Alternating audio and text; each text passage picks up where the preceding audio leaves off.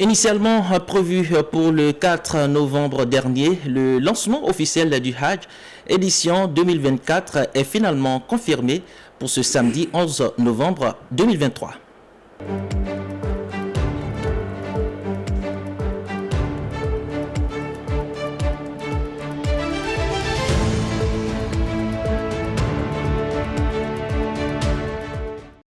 Et souvenez-vous, l'année dernière, l'organisation du Hajj 2023 par la Côte d'Ivoire a été marquée par la mise en œuvre du programme saoudien dénommé Route de la Mecque dans l'objectif de faciliter le voyage des pèlerins.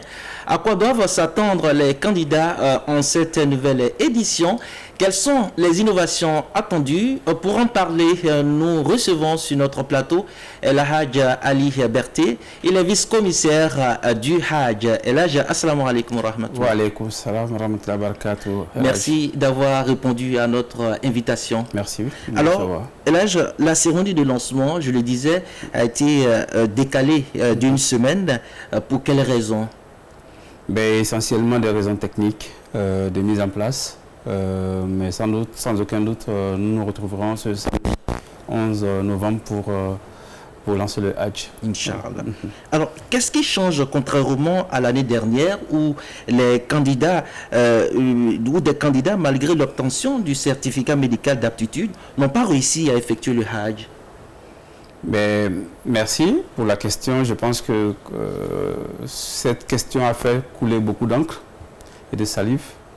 Parce que les gens pensent que le certificat d'aptitude est automatiquement la clé du sésame pour obtenir l'autorisation des paiements.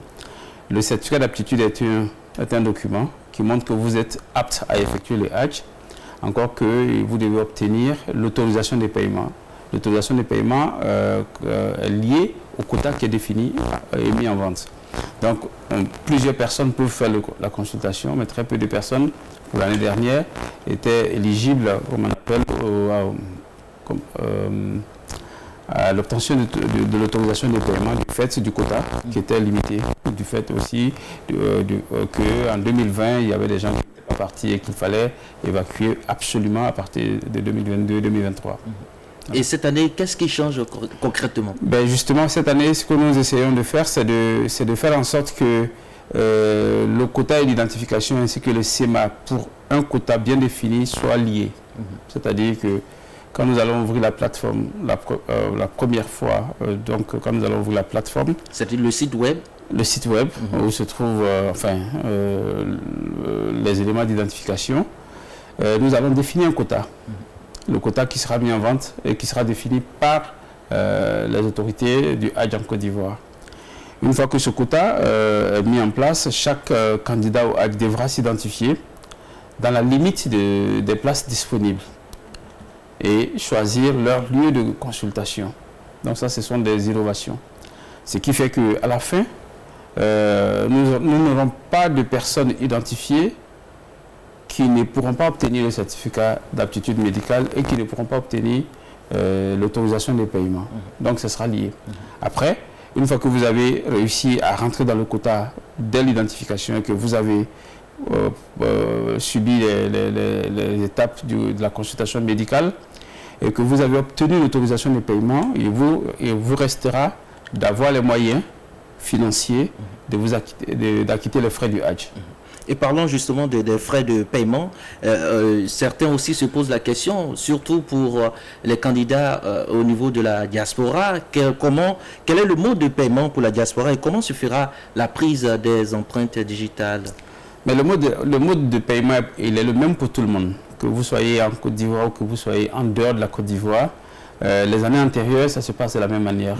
C'est-à-dire que une fois que vous avez l'autorisation de paiement, l'année dernière, vous aviez 3 jours ouvrables pour faire le paiement. Cette année, le jour de délivrance de l'autorisation ne sera pas pris en compte dans le décompte des 3 jours. Et donc, même si vous êtes dans la diaspora et que vous avez réussi à vous identifier, à avoir le certificat d'aptitude médicale, vous êtes obligé de remettre l'argent à quelqu'un qui est en Côte d'Ivoire, qui, muni de votre autorisation de paiement, devra aller faire le paiement au trésor public.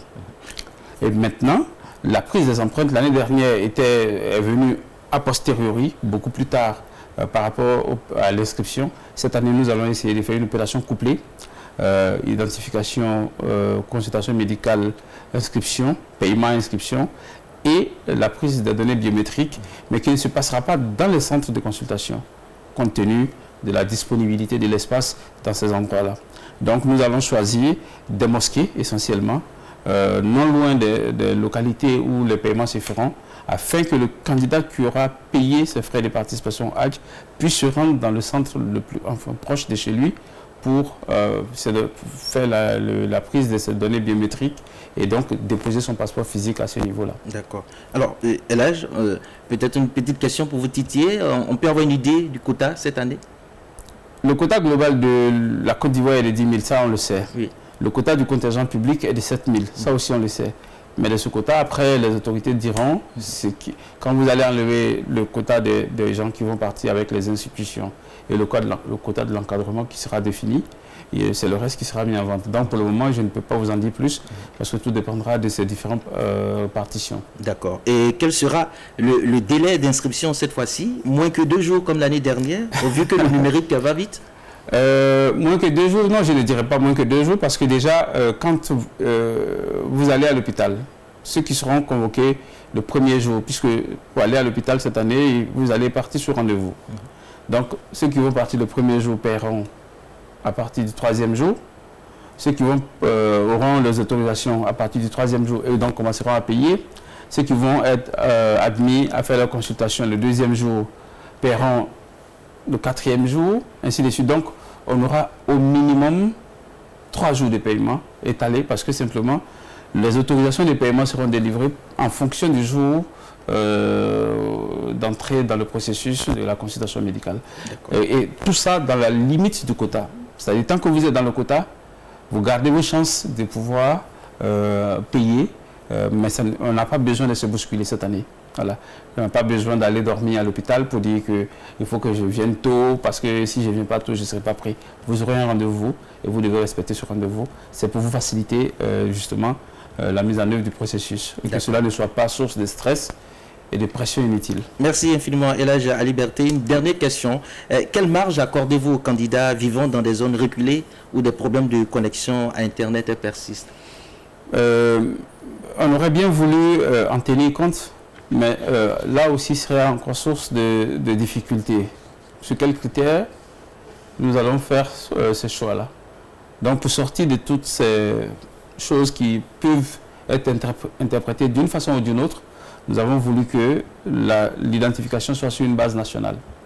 Et pour ne rien vous cacher, l'année dernière, malgré donc ces difficultés inhérentes à la disponibilité de l'Internet partout dans le pays, nous avons pu faire 5000 personnes identifiées en moins de 24 heures.